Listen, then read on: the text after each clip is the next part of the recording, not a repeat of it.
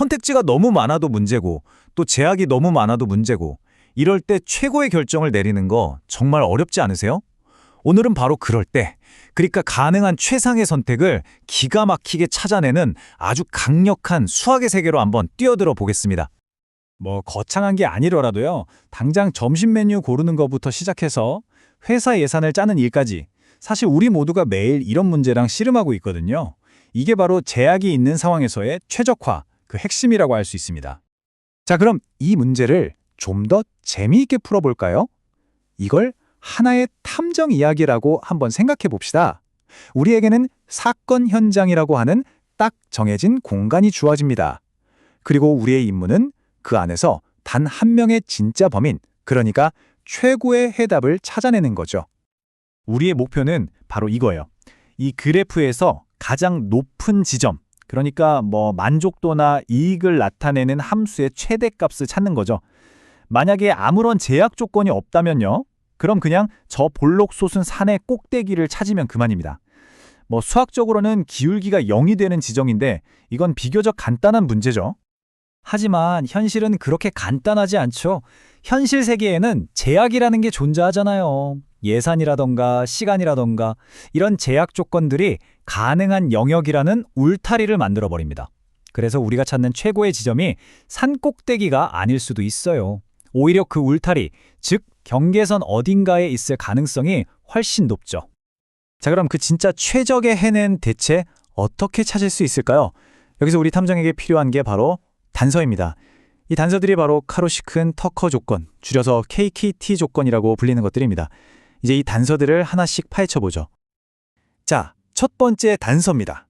바로 기울기 규칙이라고 할 수 있는데요. 전문 용어로는 정상성 조건이라고 합니다. 이건 말 그대로 함수의 기울기와 관련이 있어요. 그러니까 어느 방향으로 가야 가장 가파르게 올라가는지를 알려주는 정보죠.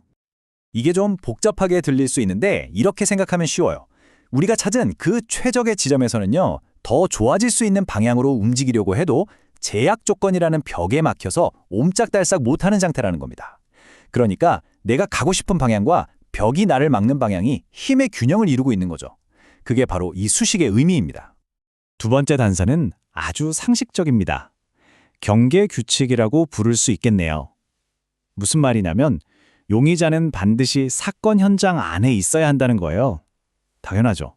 다시 말해서 우리가 찾은 해답이라는 게 말이 돼야 한다는 겁니다.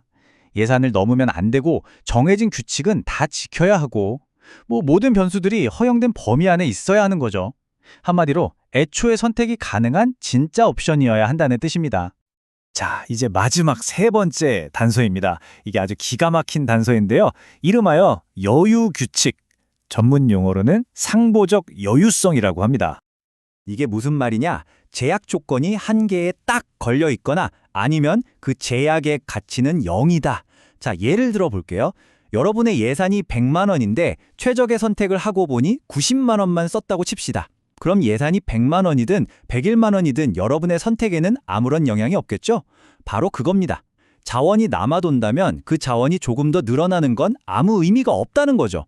반대로 예산을 100만 원 꽉 채워 썼다면 그때는 그 예산이라는 제약이 여러분에게 아주 중요한 의미를 갖게 되는 거고요. 자, 이렇게 세 가지 강력한 단서까지 확보했으니 이제 사건은 거의 해결된 거나 다름없어 보입니다. 그쵸? 하지만 모든 탐정 이야기가 그렇듯 여기서 반전이 하나 등장합니다. 만약에 우리가 수사하는 이 사건 현장의 모양이 아주 기이하고 특이하게 생겼다면 어떨까요? 이럴 땐 우리가 철석같이 믿었던 KLT 단서들이 엉뚱한 용의자를 범인으로 지목하는 그런 심각한 실수를 저지를 수도 있다는 겁니다. 바로 이 그림을 보시면 이해가 빠를 거예요. 왼쪽은 경계가 아주 매끄럽죠? 이런 건 착한 문제입니다. 문제가 없어요. 그런데 오른쪽을 보세요. 최적점이 있는 곳이 아주 뾰족하죠? 이런 불규칙한 지점이 문제입니다. 아까 우리 첫 번째 단서가 기울기를 본다고 했잖아요. 저런 뾰족한 지점에서는 기울기라는 개념 자체가 애매해져 버립니다. 그러니 단서가 제대로 작동을 안 할 수도 있는 거죠. 그래서 우리에겐 일종의 건강검진이 필요합니다. 이걸 제약자 자격 조건이라고 부르는데요. 쉽게 말해 우리 탐정 수사 규칙의 아주 중요한 단서 조항 같은 거예요. 이 사건 현장은 정상적이니 KKT 단서들을 믿고 수사해도 좋다 하고 보증해주는 역할을 하는 거죠. 자, 이제 제약 자격 조건으로 사건 현장의 안전까지 확인했습니다. 수사는 다시 본궤도에 올랐어요. 이제 이 단서들 속에 숨겨진 훨씬 더 깊은 비밀을 파헤쳐 볼 시간입니다. 혹시 첫 번째 단서 그 기울기 규칙에서 나왔던 가중치 기억나세요? 라그랑주 승수라고 불렸던 거요. 보통 그리스 문자 람다로 쓰는데요. 처음엔 이게 그냥 계산을 위한 수학적 도구처럼 보였을 겁니다. 하지만 사실 여기에는 정말 놀랍고 심오한 현실 세계의 의미가 숨어 있습니다. 바로 이겁니다. 이 람다 값 하나하나가 바로 해당 제약 조건의 그림자 가격, 즉 섀도우 프라이스라고 불리는 겁니다. 이 그림자 가격이 뭘 알려주냐면요. 만약에 그 제약 조건이 딱 한 단위만큼 느슨해진다면 내 목표, 예를 들어 이익이 얼마나 더 늘어날지를 정확하게 알려줍니다. 예를 들어 예산 제약의 그림자 가격이 1.5라고 해보죠. 이건 예산이 1달러 늘어나면 내 이익은 1.5달러가 늘어난다는 뜻이에요. 그러니까 제한된 자원의 숨겨진 가치를 돈으로 환산해주는 정말 강력한 경제적 통찰인 거죠. 자, 이제 거의 다 왔습니다. 한 걸음 뒤로 물러나서 우리가 지금까지 진행해온 이 탐정 수사의 전체 파일을 한번 정리해 보겠습니다. 우리의 탐정 이야기는 이랬습니다.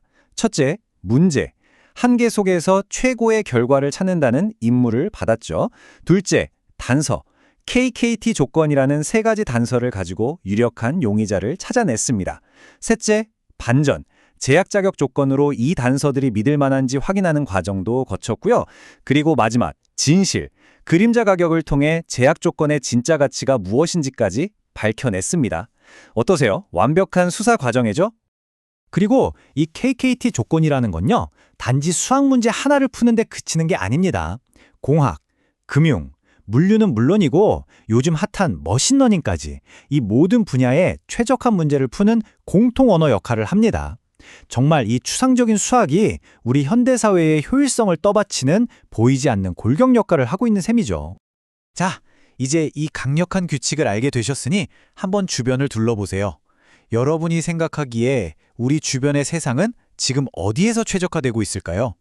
우리가 매일 받는 택배의 배송 경로, 우리가 투자하는 펀드 포트폴리오. 사실 최적화의 논리는 보이지 않는 곳에서 항상 최상의 답을 찾기 위해 조용히 그리고 쉴 새 없이 돌아가고 있답니다.